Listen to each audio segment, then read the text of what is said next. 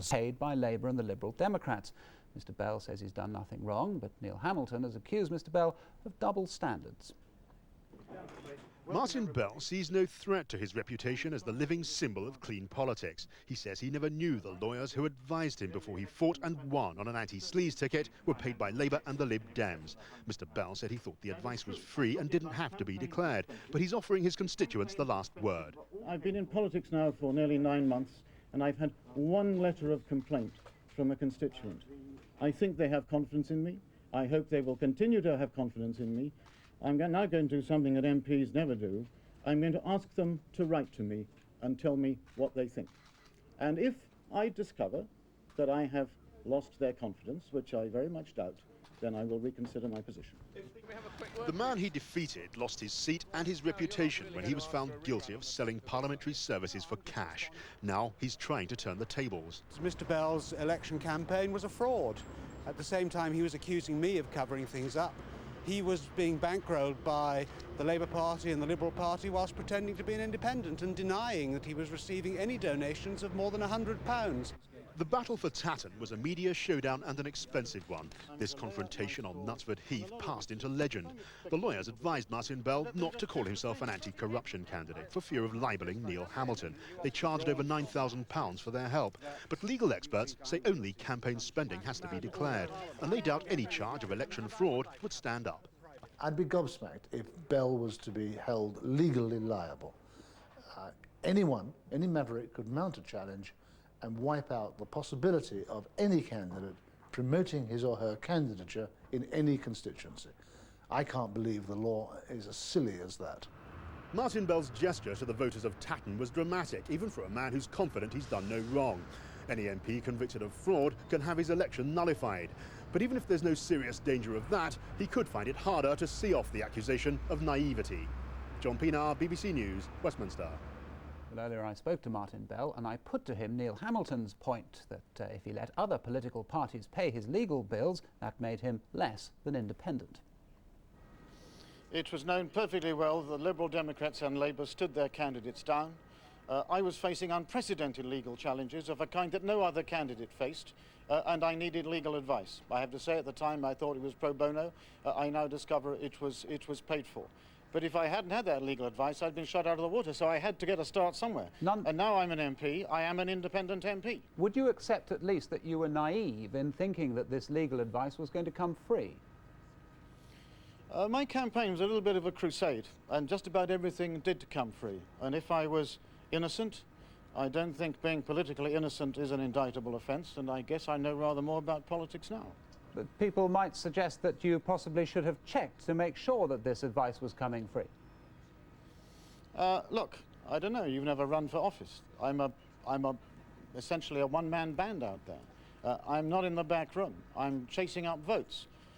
So, you know, you can't do everything and check everything, and I didn't. In the light of what has happened now, would it be simpler perhaps if you were to pay this money now yourself, at least to break that link with these two political parties? Yes, I would be willing to do that. I mean, I can justify the parties spending that money because I think if they hadn't, we'd have been blown out of the water by these legal challenges. But if my constituents, and I'm now hearing from them, I'm getting a lot of support, if my constituents think that that money should come out of my pocket, I'll quite happily go £9,000 in the hole. So that is a real possibility within the next few days? Yeah, I've done something MPs don't normally do. I've asked my constituents to write to me. So far the support has been absolutely overwhelming, but I want to see what their concerns are, and I'll then respond.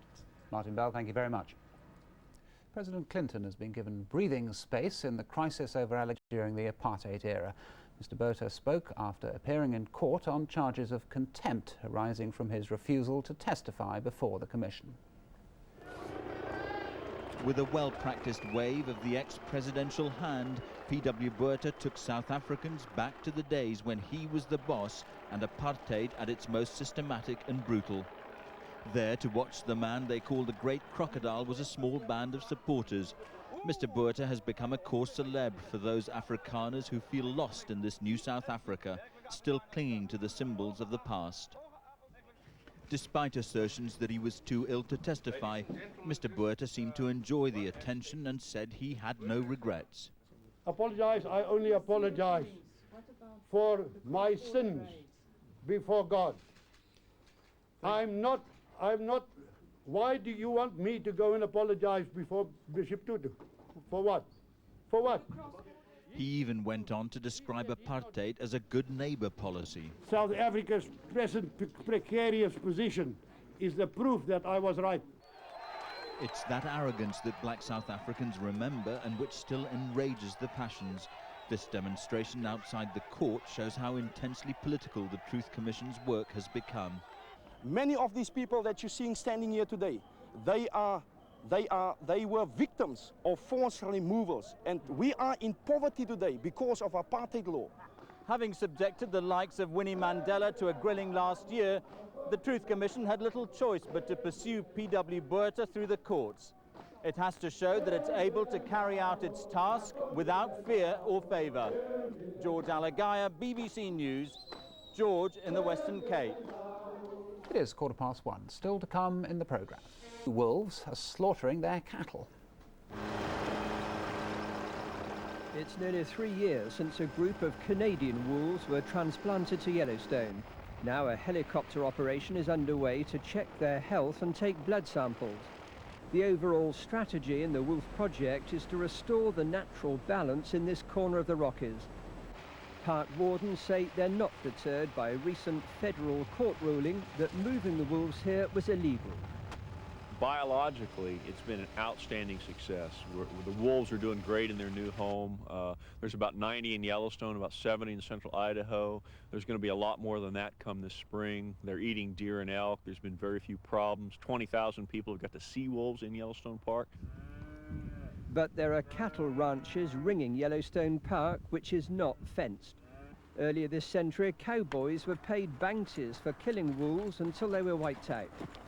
Recently, wolves re-established in Yellowstone trekked 50 miles to raid this ranch. We discovered 5 dead calves overnight, and they'd been killed by 9 wolves which had come out of Yellowstone Park. A whole wolf pack, in fact. A whole wolf pack. But Yellowstone's wolf wardens say ranchers exaggerate the damage and dangers. The mythology behind wolves goes way back to European culture. And it came to the United States when Europeans settled here, and they've still got it. The wolf is this big, mean killer, almost like the devil incarnate, and that is hard to get out of a lot of people's minds. At present, the wolves have an indefinite reprieve. Despite the adverse court judgment against them, American public opinion seems unlikely to countenance any drastic action now that a handful of wolf packs are back in the Rockies. Brian Barron, BBC News, Yellowstone Park, Wyoming. And just coming up to 27 minutes past 1, the main